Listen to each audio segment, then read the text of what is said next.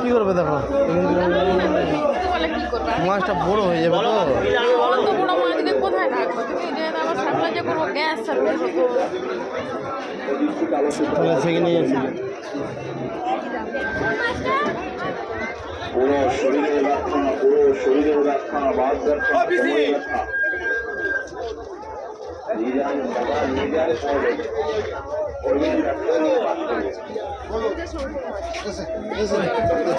একদম জলের দামে পাবে একদম জলের দামে পাবে বলুন কি লাগবে বলুন টাটকা কাজে পাবে বলুন